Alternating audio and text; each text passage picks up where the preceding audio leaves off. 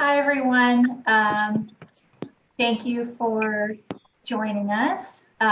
This is part 2 in our webinar series on postpartum depression and clinical trials. My name is Kim Edwards, for those of you that did not attend webinar 1, or maybe you just forget. I am the Senior Manager of Health Communications at CISCRP, or the Center for Information and Study on Clinical Research Participation. CISCRP is a nonprofit organization dedicated to increasing awareness and transparency around clinical research. So like I mentioned, today is part 2 in our 2-part series on postpartum depression and clinical trials. Part 1 focused on postpartum depression, or PPD in general. And today during part 2, we will focus on clinical trials and PPD specifically. If you missed part 1, don't worry. We have the recording available as well as a written summary review that will be shared. So please feel free to check those out if you want to learn more about PPD. Here for the panel of experts discussing PPD.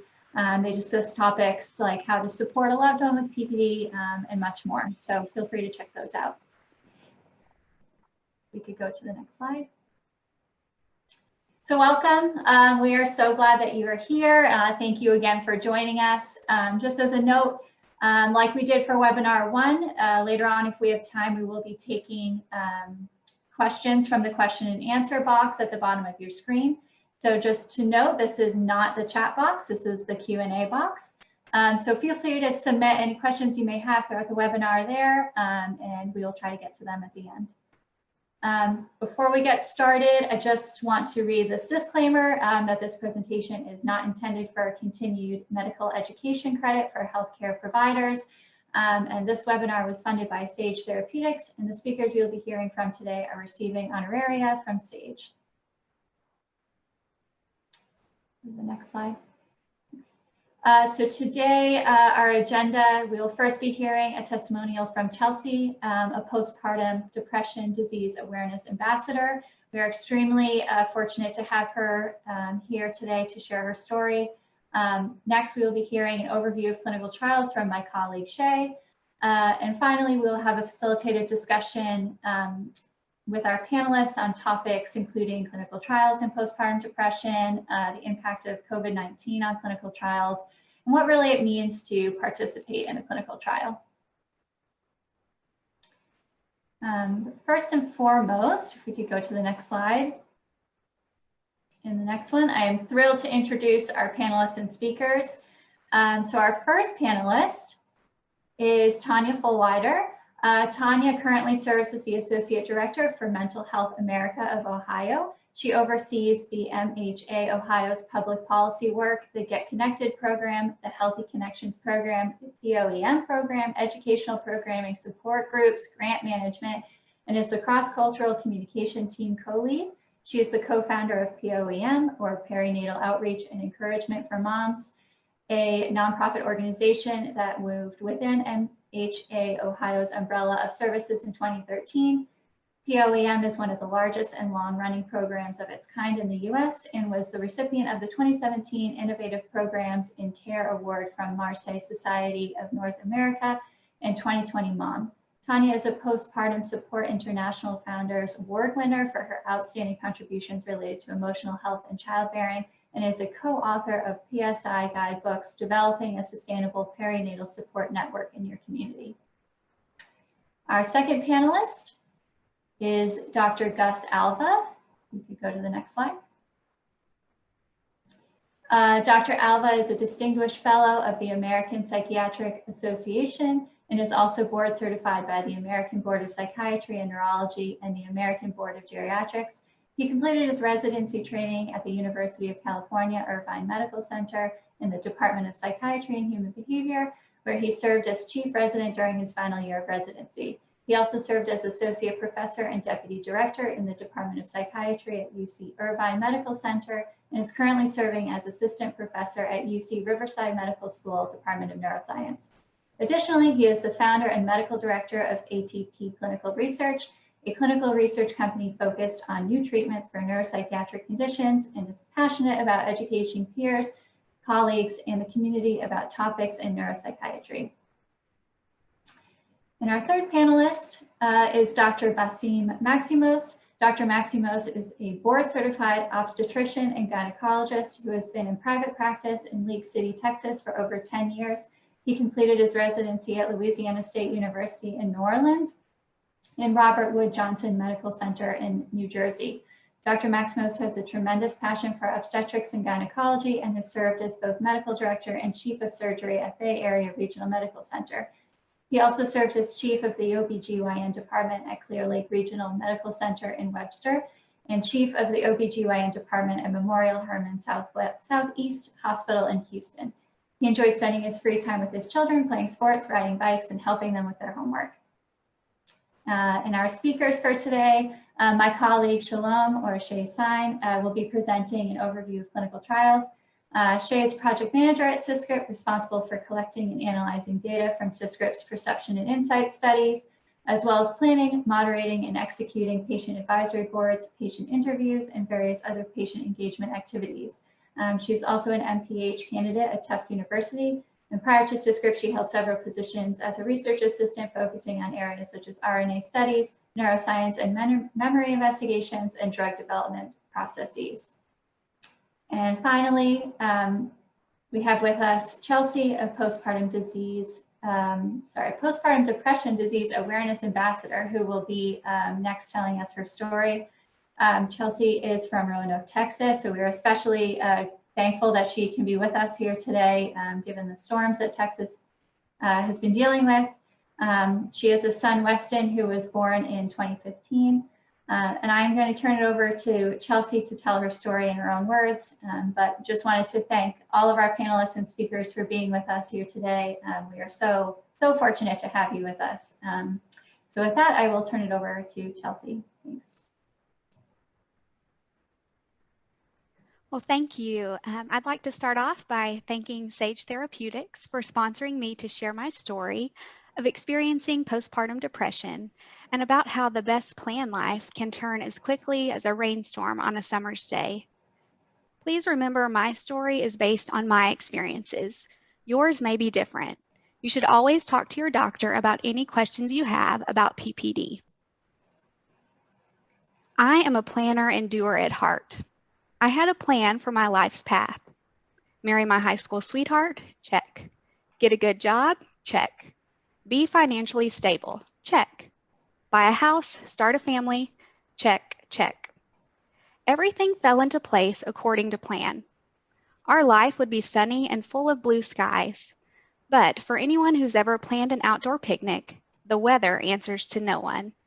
And what can begin as a day with few clouds and fair weather can quickly turn dark and scary. Teaching students was my passion, but motherhood was my calling.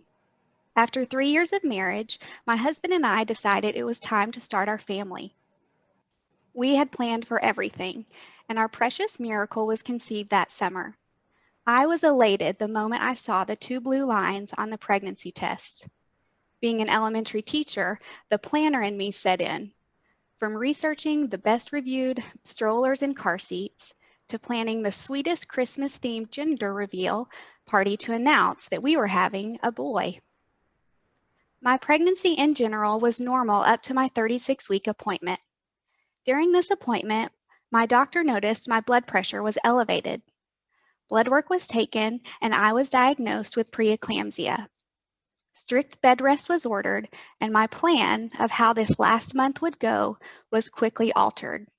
I was unable to nest and had to rely on my friends and family to help me complete my checklist.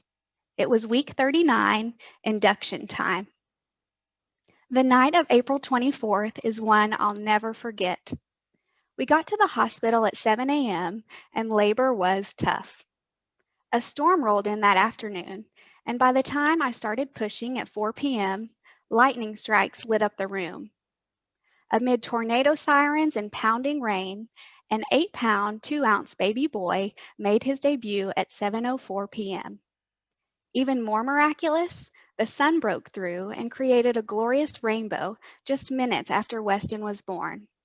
But this mama didn't see it just yet. Something was wrong. When the doctor placed him on my chest, the feeling of an instant connection and overwhelming love for my son wasn't there. Instead, my mind was filled with a flurry of questions and fears. Why didn't he cry right away? Should he be in the NICU? Will my blood pressure go down now? And why hadn't my maternal instinct kicked in yet? Once we got to our room, breastfeeding was not easy. Weston couldn't latch, and I remember dripping with sweat as I tried to feed him. Every hold and position the lactation consultant showed me was unsuccessful, and my anxiety escalated as I worried about Weston getting the nutrients he needed. I began to wonder what would happen if I didn't wake up to feed him at night. Why is my body not doing what it should to feed my baby? When I first got home, I was a wreck. I was physically weak and emotionally drained. Swaddling Weston was too much. Making a sandwich seemed an impossible task. I had an alarm to wake me every 2 hours to pump to increase my supply while I kept track of the milliliters Weston got from breast milk. It was all too much. He was super fussy and wouldn't be consoled by me.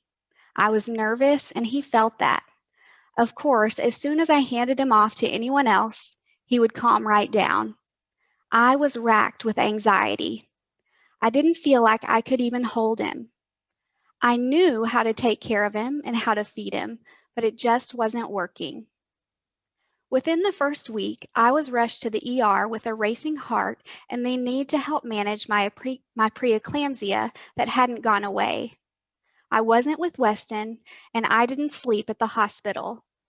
I worried about my health and the health of my baby. I wondered what would happen if I didn't make it through this experience. My mom realized I wasn't myself, and my OBGYN realized I needed to sleep. So she prescribed a sleeping pill to help. We hoped this would make the difference. My husband plugged in one of our baby monitors to make certain I was resting comfortably. I could not sleep. I could feel him watching me. Why was I thinking this? Why wouldn't my mind turn off and rest? The next night would prove to be the start of the worst time of my entire life. I cried until I couldn't cry anymore, and what came next was an utter lack of emotion. I knew I wasn't myself, and I spoke up. With my mom, dad, and husband in the living room, I explained that I felt no connection to Weston. I shared that I didn't even see myself in him. I felt like a terrible person and mother. I felt like everyone else could take care of him better than me, and maybe they should. They rushed to tell me that this wasn't the case, and my dad took me outside. He threw his arms around me, consoling me, telling me everything was going to be okay. I didn't understand why I felt this way, and these intrusive thoughts were disturbing. I felt empty and inadequate. Most of what followed that night is still a blur for me. I was present, but I wasn't there. My parents encouraged me to call my cousin, who had struggled with postpartum depression. I told her how I didn't feel an overwhelming love for Weston, and she assured me that she had felt the same way. She promised these feelings wouldn't last forever, but I didn't believe her. She told me to call my OBGYN, and we did. My doctor admitted she'd never treated anyone with postpartum depression. She consulted with her partner, who recommended a psychiatric facility that could help me. The conversations were happening all around me. My family decided I needed to get additional help now. So I took a shower, packed a bag, and kissed Weston goodbye. I was leaving my 6-day-old son with my mom. I felt nothing. We drove to the ER, and I was given an evaluation by a social worker who determined I was a danger to myself. I was then put on a gurney and taken by ambulance to a hospital for further examination. I knew I needed help, so around 3 a.m., I completed the paperwork and voluntarily checked myself into a psychiatric hospital. I remember telling my dad this doesn't feel right, but I had signed the papers. I was admitted. A psychiatrist diagnosed me with postpartum depression by asking me questions from behind a computer. I finally got to my room about 5 a.m. My only thought was maybe if I closed my eyes, this would go away. It didn't. The next day, I saw people writing in journals or fidgeting, while some were staring at the floor. I felt like everyone was watching me and that I shouldn't trust anyone. This was my future. Darkness set in. I was put on 4 different medications to help with the anxiety and depression and to sleep. During my supervised visits with Weston, I held him but still felt nothing. The longer I stayed, the worse I got, and I willingly transferred to another facility for continued monitoring. All the while, it continued raining outside. It was one of the wettest springs that year, but slowly the skies began to clear. And although I didn't know it at the time, my story of recovery was at work, even in this facility. So much had happened over the last 30 days. I'd given birth to Weston and been a resident of 2 different psychiatric hospitals. Although I was convinced that Weston did not deserve this, there were other forces at work reminding me that I had been blessed with this baby. Even when postpartum depression broke me down, I was still gently reminded of a higher purpose for my life. By the grace of God, my parents found the right help for me, and I was released to go home. Once home, I struggled to even speak in a complete sentence due to the amount of medication I was taking. I was ashamed. I was depressed. I didn't want to be in public. What if people knew I'd been locked up in a psychiatric hospital? My son deserved so much better than me. Those feelings didn't go away, and the depression got worse once I got home. I immediately began seeing a psychiatrist who was able to regulate my medications and wean me from everything except my antidepressant. My therapist was a godsend. Slowly but surely, each week, I was able to share more, feel more, and understand more about what my body and mind were going through. We had real conversations, and I began to trust them. I opened up to my doctors and therapists, and we built a relationship where I could tell them anything, and they helped me find solutions for whatever I was dealing with. During this time, my mom took leave from her teaching job to help care for Weston. There were days when I didn't even want to get out of bed.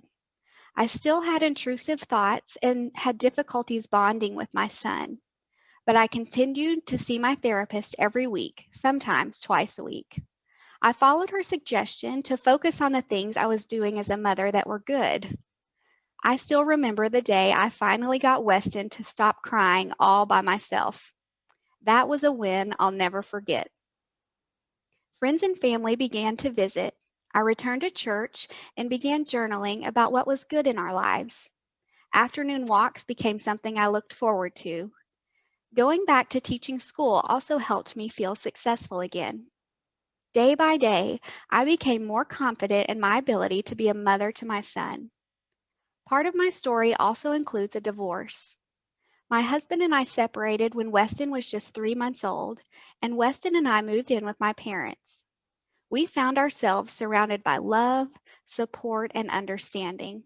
I had finally made it home.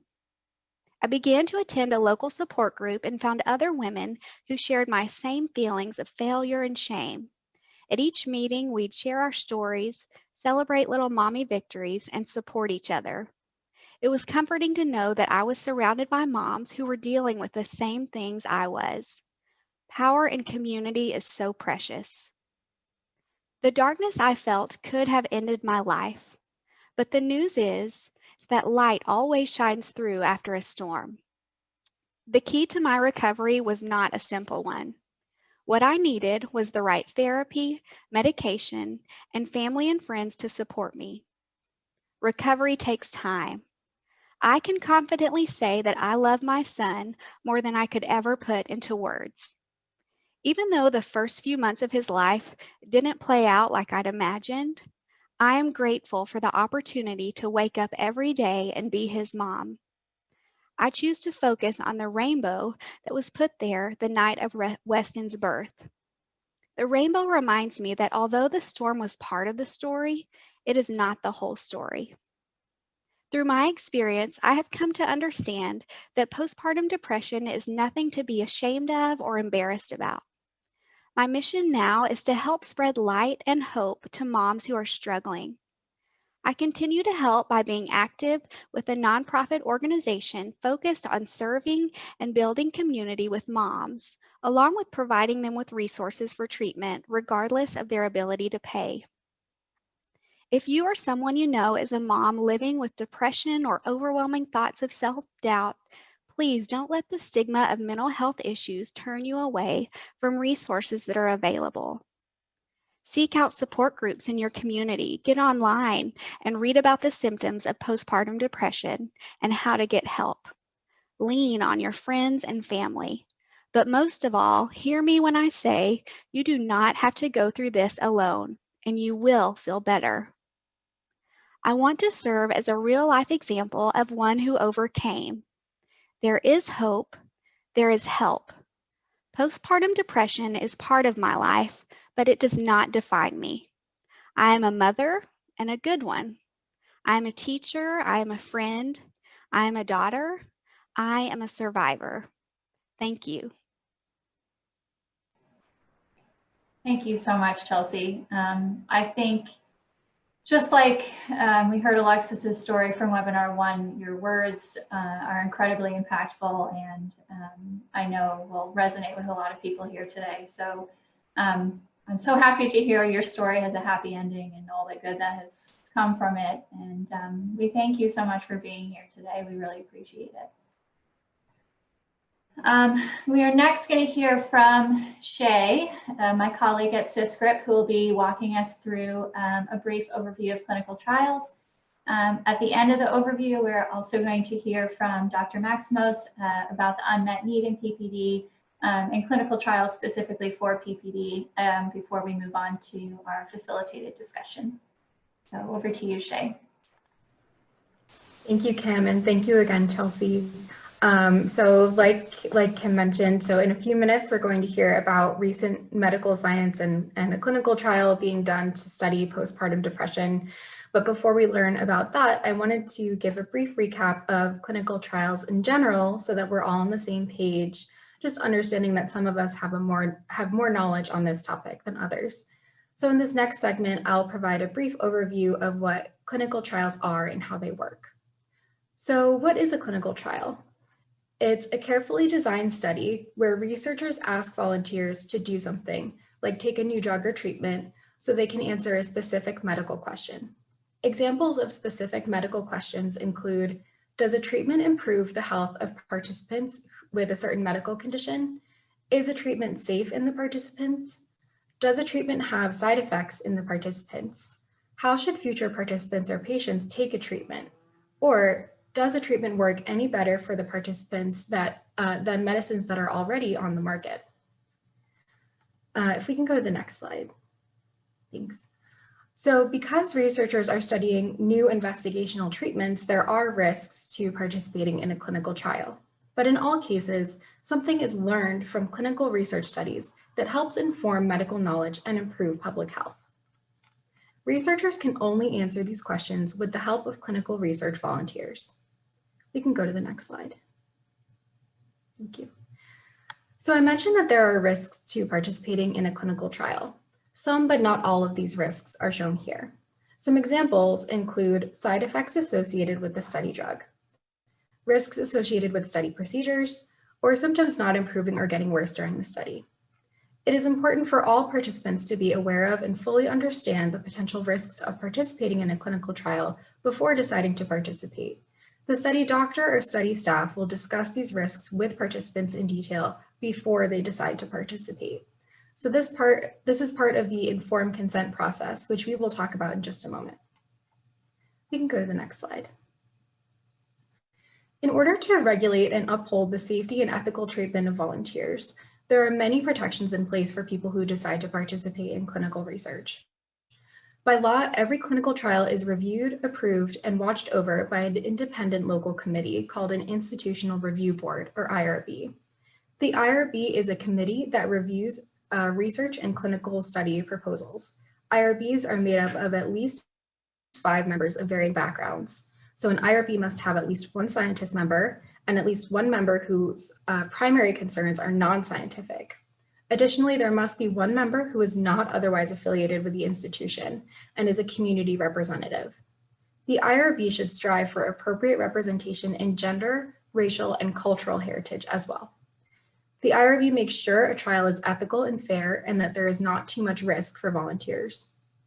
During the trial, researchers must let the IRB know if there are any changes in the study plan or if volunteers experience serious injuries or side effects. The IRB can end a trial if it feels that volunteers are not safe. Regulators from the federal government are also involved. If a clinical trial takes place in the United States, the Food and Drug Administration reviews studies, inspects research centers, and monitors research groups to make sure they are following federal guidelines. And the FDA has the final say in whether or not a treatment is ultimately approved. We can go to the next slide.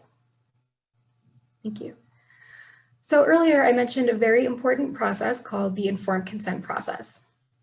The informed consent process is designed to answer questions about the trial and is required by the FDA and IRB. This is one of the most important parts of research, and it's a term you would hear a lot if you were to participate in a clinical trial.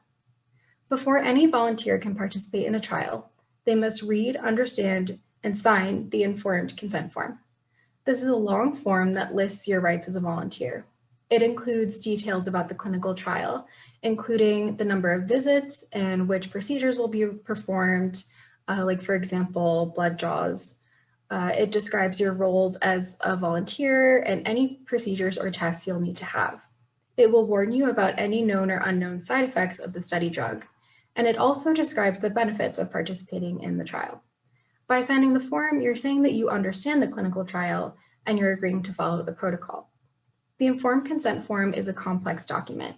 The study staff should go through it carefully with you and answer all your questions. Importantly, you should never feel rushed or pressured to sign the form. And also importantly, after signing the informed consent form, you still have the right to withdraw consent and stop participating at any time before or during the clinical trial for any reason. It is important to note that the IRB can ask the researcher to translate the informed consent form to multiple languages that study volunteers may prefer to speak. You can go to the next slide. So let's talk a little bit about different phases of a study and how long it typically takes to advance a new therapy. During phase 1 studies, a drug is tested for the first time with a very small number of volunteers. And often these are healthy volunteers. The goal of these clinical trials is to learn what a safe dose is, learn how the drug works in the body, and test whether the drug is harmful. In phase 2 studies, researchers begin to understand how well a drug works and if it is safe for patients who have a specific disease or condition. As in phase 1, learning about the drug safety is still the main goal. Phase 2 studies look to answer such basic questions as how much should people take and what are the usual side effects. Only about 1/3 of drugs that enter clinical testing ever successfully complete phase 2 and progress to larger groups of patients in phase 3 studies. At this stage, researchers may check the drug's safety and how well it works in different groups of patients. The trial may also compare the new drug with a drug that's already been approved. Phase 4 studies happen after a treatment has been approved by the FDA. They usually involve large numbers of patients. Phase 4 studies look at real-world experience and check to see if the drug works well over a long time. This clinical research process from phase 1 to 3 typically takes 7 or more years.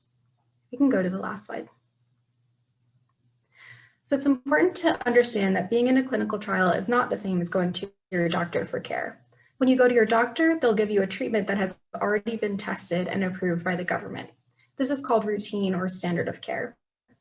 This is the care we know works for most people, and it's the care you would get if you were to go to your doctor for regular appointments or if you had a health problem. In contrast, clinical trials are still looking for answers to a scientific question and are still learning about how the study drug works. The goal of many clinical trials is that the drug that is being studied is effective enough to someday become the standard of care option. So thank you for tuning into this general overview of clinical trials. Next, I will turn it over to the next speaker to talk a little bit more about how clinical trials can help advance medical science and understanding and treating postpartum depression.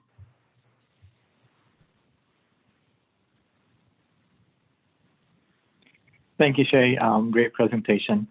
And thank you, Chelsea, also for sharing your experience and your powerful testimony about postpartum depression, which brings us to the unmet need in postpartum depression treatment and how a lot of physicians out there don't recognize it. And then even if we recognize it, it's hard to find resources to point our patients to get the treatment they need. I was not surprised when you mentioned that, when you mentioned to your OBGYN about your postpartum depression. She was honest with you, and she said she never treated it before and had to refer you to someone else that ended up referring you to a treatment center. So if we go to the next slide, we can touch quickly on the unmet need in postpartum depression and the standard of care options for the treatment of postpartum depression. The treatment currently available is categorized into three main categories. First, the psychotherapy, which includes interpersonal psychotherapy, cognitive behavioral therapy, and psychodynamic therapy. Those three are very complex treatments that usually involve a psychiatrist and take a long time working with the patient. And again, I'm going to keep referring to your experience, Chelsea. Thank you for sharing with us. It takes a long time to find that therapist that you can trust and work with and open your heart and mind to allow them to help you in your journey to the cure.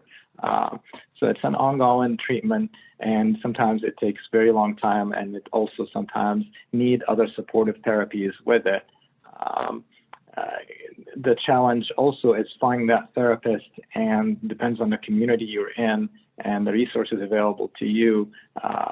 In my practice, it's always a challenge to find the right resources for our patients, because mental health providers are scarce, and they usually not have time for new patients, or there is some limitations with insurances and referrals.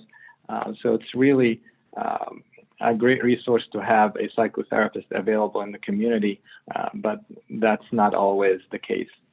And then that takes us also to supportive psychotherapy and mother-infant therapy groups. And I cannot emphasize how important those therapy groups are. Just like you're doing with your group, we found in our practice that if we get the mom to see other moms had gone through the same experience she's gone through, or experienced postpartum depression, they are more willing to open and talk about their experience, and takes away that fear or stigma that you spoke about. So definitely supportive psychotherapy and mother-infant therapy groups are very important. But again, it's very hard to find these groups, and I applaud your effort in trying to have your group and extending help to moms that you think are suffering from postpartum depression. And then takes us next to the psychosocial, which kind of extends those groups into peer support, non-directive counseling, professional home visits, continuity of care, and early postpartum follow-up. So again, peer support is similar to mother-infant therapy groups, or just having a group of peers that went through the same experience that you can identify with. Now we have social media groups that we try to get moms to be part of, and so forth. But again, the limitation is to find the professional that can come to your house to do professional home visits and do counseling in your own environment, and to have continuity of care with you has been a struggle in a lot of our communities, whether for the cost or for now with COVID, the social distancing, and also sometimes the moms would lose hope, and after a couple of months of therapy or treatment, they're not getting better, they will give up on the continuity of care, or they'll give up on trying to find somehow the treatment that works for them. And early postpartum follow-up, I'll touch on that very fast, but it's really an important topic, is how to identify postpartum depression. And unfortunately, we're still not screening our moms enough. ACOG, the American College of Obstetrician and Gynecology, has been putting a lot of effort into encouraging obstetricians and gynecologists to screen for postpartum depression during the pregnancy and afterwards, by giving screening tools to every mother that had a baby, and to try to identify those patients that need help. But we're still a long ways from getting every mom to be screened for postpartum depression. And that's the hope in the next few years, is that to identify postpartum depression early through screening before the patient leaves the hospital, so we can try to get them the help they need before they get lost to follow-up. And that takes us finally to the last category of treatment for postpartum depression, which is pharmacologic. And I also remember you mentioned you were on several medications for depression and anxiety. Unfortunately, we don't have medications that were specifically developed for postpartum depression, and a lot of times we experiment with different antidepressants or combinations thereof to try to achieve some response and to try to treat postpartum depression, which is a lot of times it's treated as regular depression, but it's, in my opinion, is a lot different. But unfortunately, a lot of these antidepressants don't work fast enough, or they take a long time to show effect, or need to be combined with other psychotherapies or other pharmacological therapies to start to see any response for postpartum depression. Next slide, please. Next slide, please. So again, going back to the clinical trials for postpartum depression, and I've been fortunate enough to be part of the SAGE clinical trials for the last few years. I participated in several clinical trials for postpartum depression, other clinical trials for pharmacological treatment. I would like to mention that if you're interested to see a list of all the clinical trials for women with postpartum depression, if you go to clinicaltrials.gov, you can see all the active clinical trials currently for postpartum depression and other indications for anyone who's interested to know what are we working on.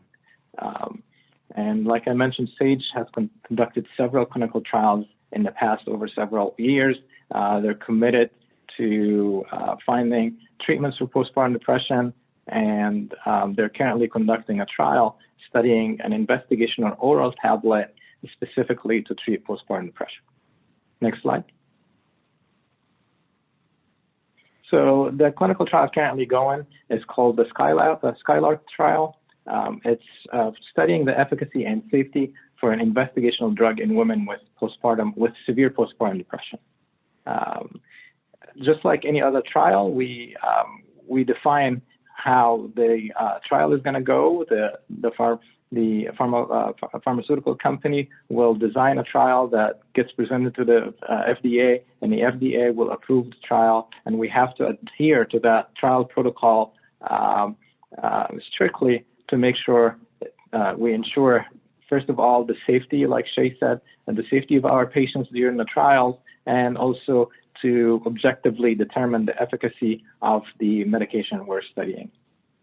So the first step in any clinical trial is to identify who is our participants going to be. And then we have an inclusion criteria, which is a set of requirements that the participant have to meet to be selected to participate in the trial.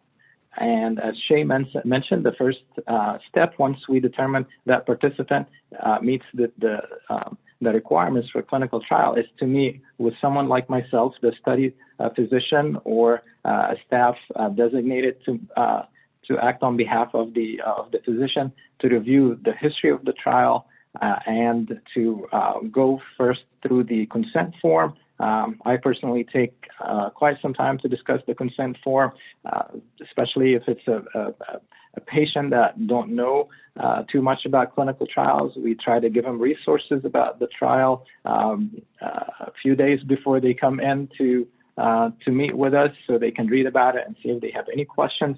And if they agree and understand the consent form, after signing the consent form, we proceed with doing the study designated requirement, whether it's a physical exam, whether it's a screening questionnaire, or whatever the protocol requires us to do. The participants also, in a study like Skylark, they are required to take questionnaires on their own, so it's not biased, and also we collect lab tests. The treatment period for the Skylark trial is a 14-day treatment period. It's an oral treatment, like I mentioned, they take every day at home before they go to bed. And we follow up very closely with these patients. They're required to come in for 4 visits to our office that we can have a conversation, see how they're doing, collect information about any adverse events that they might have, or any side effects from the medications they think is or is not related to the medicine. Basically, anything that happens to the patient during that participation period on the clinical trial, we want to know about it. And if we decide it's related to the drug or not, we try to collect as much information, provide or give it back to the pharmaceutical company so we can determine whether it's something related to the study medication or not. We also collect the questionnaires and more laboratory tests so we can have as complete picture of as possible of how that drug affects our participants. Then once they stop the medication, we still follow up on them for another 4 weeks afterwards, just to see if there's any long-term side effects that the participants are suffering from, and also to determine how's the efficacy of the drug once they stop the pills. If there is a duration that the effect of the medication continues for, or the efficacy is not prolonged. And also they still complete some questionnaires and lab tests. Next slide, please. So with that, I think we're gonna open the conversation and see if you have any questions. So I'm gonna turn it back to Kimbra. Thank you, Dr. Maximos, and thank you and Shay for the helpful information. It was really, really great. So I just wanted to take a moment to remind everyone that we are taking any questions that you might have in the Q&A box. So feel free to add any questions that you might have now that we are transitioning into our facilitated conversation with our panelists. So I just, maybe if we could have our panelists sort of say hello and wave their hand as I say your name, just so you can pop up on everyone's screen. So we have Tanya Fullwider. Hey there. Thank you. Dr. Maximos, who we just heard from. Hi, everyone. Yep.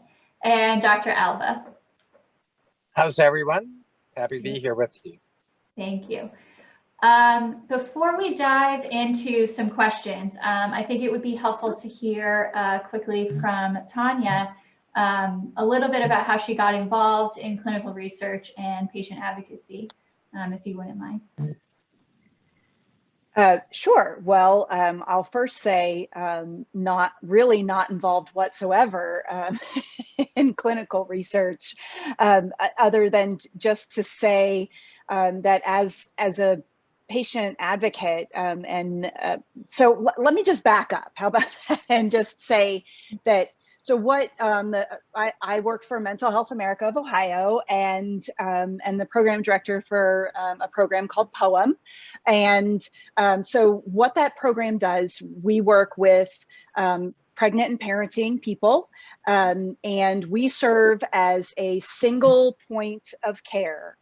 So for birthing folks in primarily in Central Ohio, but in the state of Ohio, we work with frontline providers, so OBGYNs, pediatricians, home visitors, and we have a team of certified peer support specialists that work as care navigators, and we serve as that single entry point of care. So any birthing person who is struggling with a mental or emotional health complication, that frontline provider reaches out to our team, and that OBGYN, that pediatrician, that home visitor connects that mom directly to our team, to our certified peer support specialists, and we talk to that mom. And then we offer her a menu of options. So we start talking to that mom about what's going on.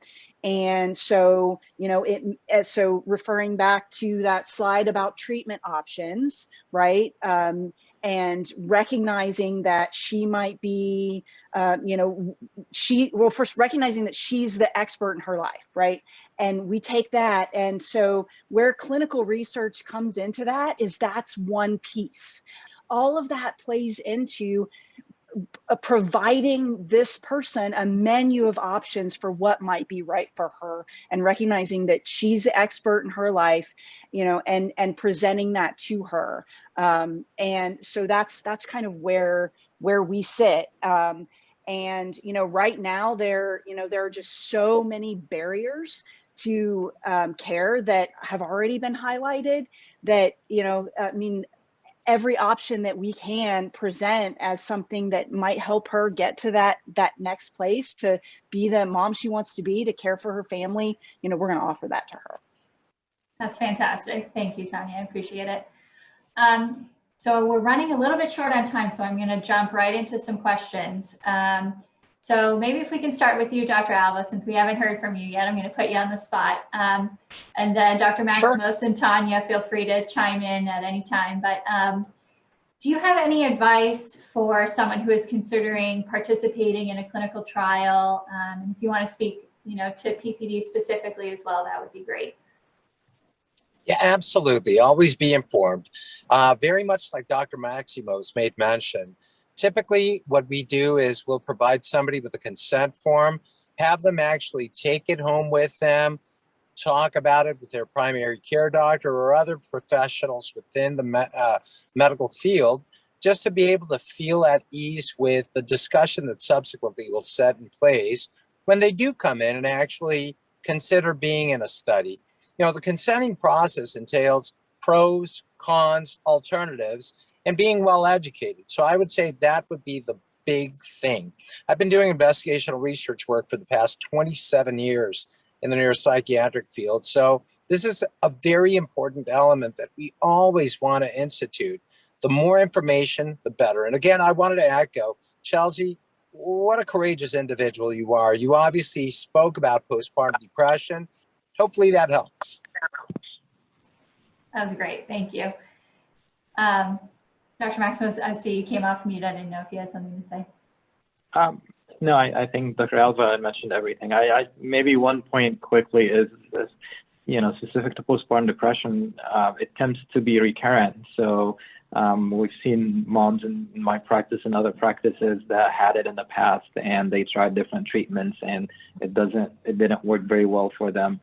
So that's a great time to introduce investigational medications that they might be willing to try it. And Tanya can echo what I'm saying, because we've seen a lot of patients that are frustrated with what's available now. So definitely having some investigational drug might be a great addition to those patients that failed therapy in the past, or for moms that are part of groups that they are very skeptical to what's available. So there is room for investigational drugs to help some of these moms that are willing to learn about it. That's great. So my next question is, what would someone expect if they're thinking about participating in a PPD trial? How do you know if you're a good fit, and what can you expect? Well, there's several inclusion and exclusion criteria that are tied in with all studies.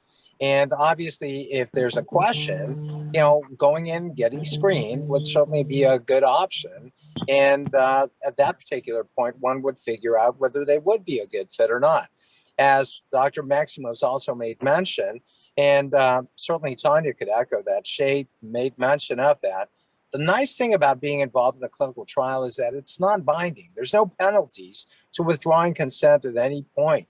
It's a matter of trying to figure out whether this is a good fit or not, but not necessarily feeling like you're now bound to it. Yeah, I think that's a good point. So sort of piggybacking off of that, who should folks talk to if they're thinking about participating in a clinical trial?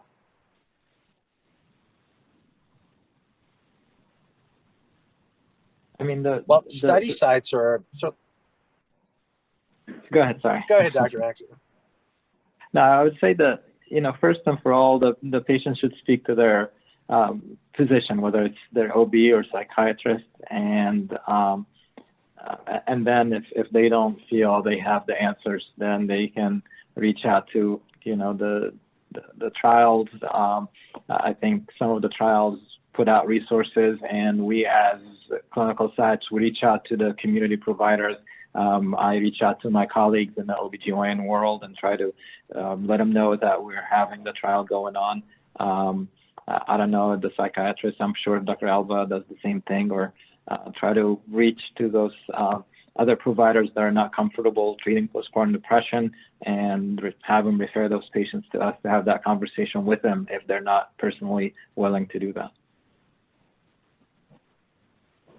Yeah, thank you. Tanya, I see you came off mute. Do you have anything to add? I was, just going to echo that. I mean, I think our care navigation team spends a lot of time saying that to participants, is just being a question asker. Okay, you just said, I wonder about that. Now put that in your phone to ask your provider, whichever that might be, whether that's to a clinical, a PI, whether that's to your OB or a psychiatrist or therapist or wherever. It's asking the continue, and not forgetting where that question and who it goes to, but asking those questions. Yeah, I think that's great. So something that's obviously been on everyone's mind, especially this past year, is COVID-19. So I'm curious to hear everyone's take on your experiences on how COVID-19 has impacted clinical trials. Can you speak a little bit about safety measures that have been put in place? Maybe what concerns are being raised that you're hearing about for COVID-19 in clinical trials, and how you might respond to those concerns? You bet. Those are valid concerns. Obviously, nobody wants to get infected with COVID. And for example, at our site, obviously, there are very strict policies that are set in place. Everybody gets a temperature reading as they're coming through. Obviously, everybody understands that there's a specific protocol set in place for people that are actually visiting live in the clinic. The reality is that the majority of our patients are being seen remotely right now, just to avert further spread of this virus.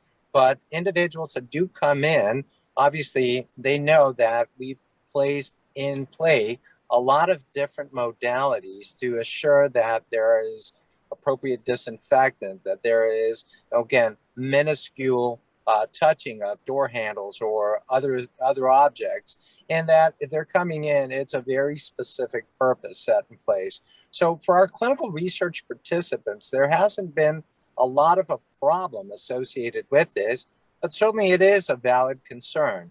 And one to keep in mind. Dr. Maximos or Tanya, can you add on that?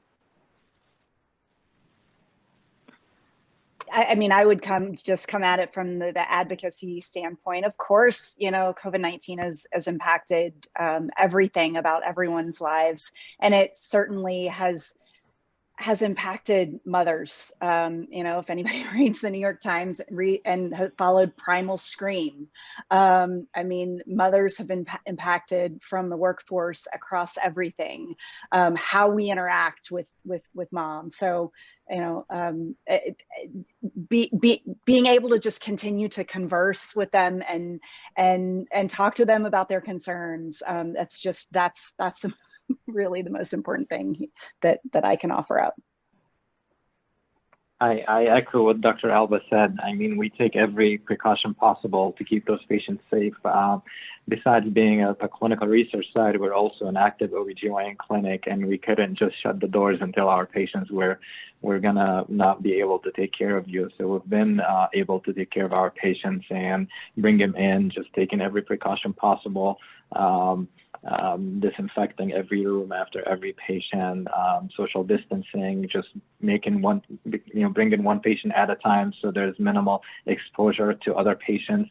Our office staff are screened every day with temperature logs. The patients are also screened with temperature logs every day. Our staff now is all vaccinated. So we try to put all these safety measures in place. We're also doing a little bit of telemedicine. If the patient is exposed to COVID, we do telemedicine and try to reach out to them and see how they're doing and not bring them into the office to minimize our exposure and our other patients' exposures to them.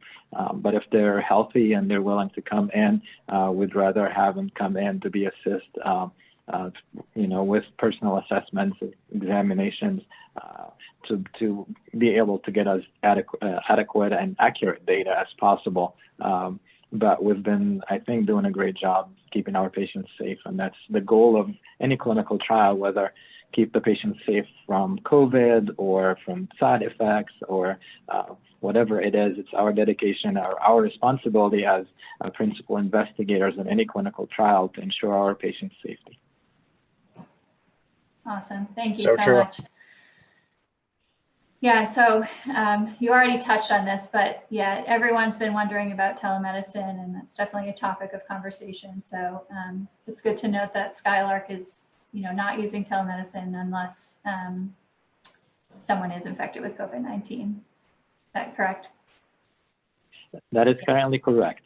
Correct. And I think that's important because telemedicine is a tool that we can use, but it has its limitations, especially, and maybe Dr. Alva can speak on this a little bit more than I can. In the psychiatric world, it's more important to read on, the patient's posture and their responses and the way they look at you, avoid eye contact. Their body language also can tell you a lot, especially in a treatment in a study about depression versus if we're studying, birth control or something else, that these personal interactions might not be as important.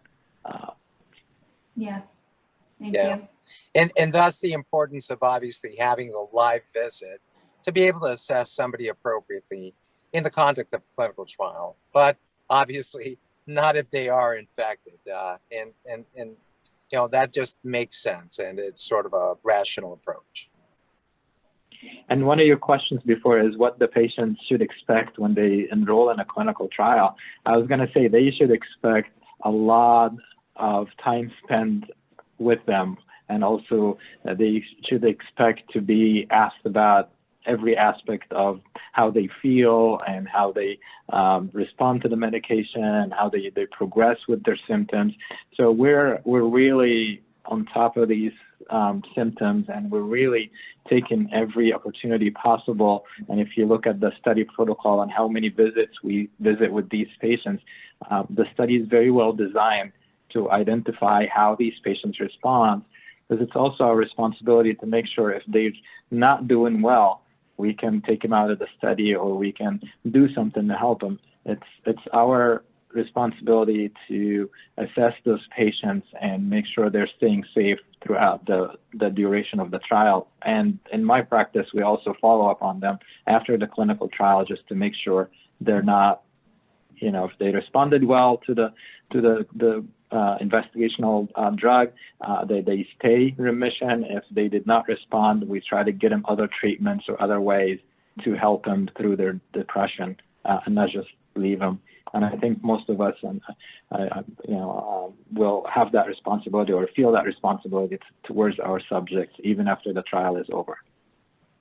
Thank you.